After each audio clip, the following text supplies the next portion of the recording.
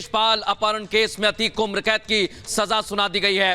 Court के बाहर लोगों में भी रोष देखा गया, गुस्सा देखा गया। क्या माहौल था, इस रिपोर्ट में बताते हैं।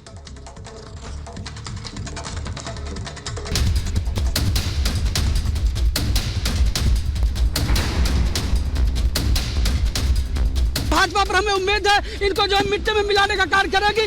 आक्रोशित हैं और क्यों नारा लगा रहे हैं? उनका आक्रोश है कि हमारे अधिवक्ता कि इन्होंने मारा है। ये जीत पूरे प्रयागराज की है और पूरा प्रयागराज इस चीज की मांग करता है कि अतीक अहमद को उम्र कैद ही नहीं बल्कि फांसी की सजा होनी चाहिए। डिस्पाइट ऑफ द फैक्ट कि वो हिंदू है चाहे मुस्लिम है, सजा सबको होनी चाहिए, चाहे वो किसी भी तरीके का माफिया रहे।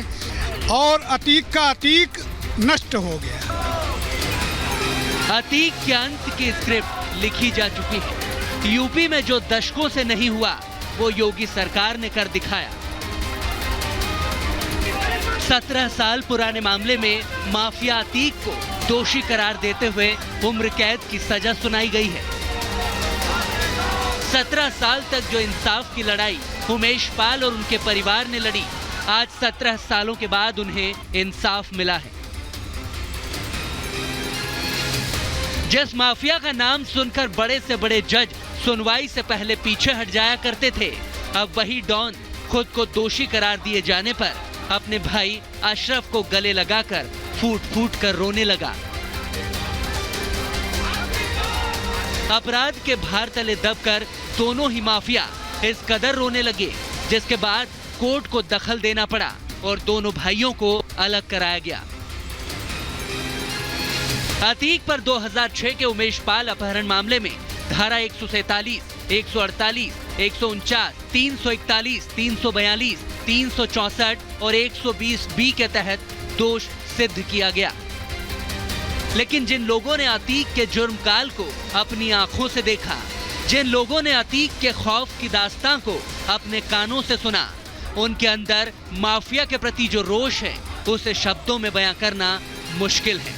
आज प्रयागराज की आम जनता भी उसी न्याय के मंदिर के सामने मौजूद है। लोगों में माफिया के प्रति इस कदर गुस्सा है कि वो अतीक को जूतों की माला पहनाने की बात कर रहे हैं।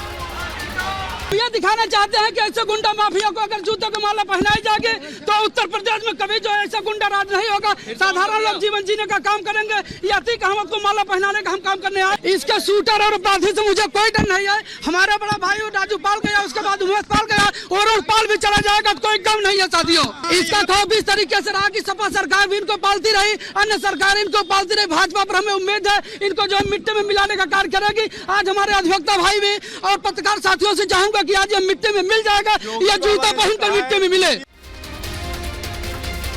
प्रयागराज के एमपी एमएलए कोर्ट में जब अतीक और उसके भाई को पेश किया गया तो कोर्ट परिसर के बाहर आम लोग भी जुटना शुरू हो चुके थे। धीरे धीरे भीड़ बढ़ती गई। जब रिपब्लिक भारत का माइक ऑन हुआ तो आम जनता से लेकर कोर्ट रूम के बाहर मौजूद वकीलों का भी अतीक अहमद के प्रति गुस्सा फूट पड़ा। एमपी एमएलए कोर्ट परिसर में जब माफिया ब्रदर्स के खिलाफ फांसी दो के नारे लगने शुरू हुए तो इसे शांत कराने के लिए पुलिस को भी हस्तक्षेप करना पड़ा। केवल उमेश पाल के परिवार की बात नहीं है। यहाँ पर जिस प्रकार से अतीक अहमद का खौफ ना सिर्फ उमेश पाल के परिवार पर कह डाया उसने, बल्कि पूरे प्रयागराज में उसका आतंक फैला हुआ था। ये जीत पूरे प्रयागराज की है और पूरा प्रयागराज इस चीज की मांग करता है कि अतीक अहमद को उम्र कैद ही नहीं बल्कि फांसी की सजा होनी चाहिए। डिस्पाइट ऑफ द फैक्ट कि वो हिंदू है चाहे मुस्लिम है, सजा सबको होनी चाहिए, चाहे वो किसी भी तरीके का माफिया रहे, प्रयागराज का रहे चाहे भारत के किसी भी कोने का रहे। उसे अगर ऐसी करतूत कोई भी करता है तो उसे इस तरह की सजा बिल्कुल होनी चाहिए। बहुत अच्छा हुआ, प्रयागराज के लोगों को शांति मिलेगी। भविष्य में लोग ऐसा करने से डरेंगे और अतीक का अतीक नष्ट हो गया। 20 साल तक प्रयागराज और आसपास के 8 जिलों में अतीक अहमद का वर्चस्व रहा। अपराधी ऐसा जिसके सामने मुख्यमंत्री भी मानो सर झुकाया करते थे। लेकिन कहते हैं ना, जो जैसा बीज बोता है उसे वैसा ही फल मिलता है। इंसाफ की लड़ाई लंबी जरूर थी, लेकिन अब अतीक के दुर्दिनों की शुरुआत हो चुकी है। Bureau report, Republic Bharat.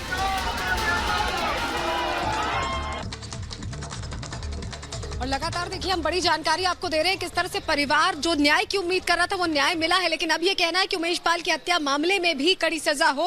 और हमारे साथ एक बड़ी टीम ग्राउंड जीरो पर जुड़ी हुई है, मीनाक्षी राजूपाल के घर पर है, उनकी पत्नी के साथ उन्होंने बातचीत भी की है, हमारी सहयोगी सृष्टि है, अनामिका है, एक बड़ी टीम ग्राउंड जीरो पर मौजूद है, लगातार बड़ी जानकारी आपको दे रहे हैं। अब कभी भी ये कहा जा रहा है कि काफिला निकल सकता है और बड़ी खबर इस वक्त जो आ रही है, साबरमती जेल नहीं ले जाया जाएगा अतीक अहमद को, ये जानकारी मिल रही है। अनामिका सिंह क्या कुछ अपडेट है बताएंगे? Anamika, over to you.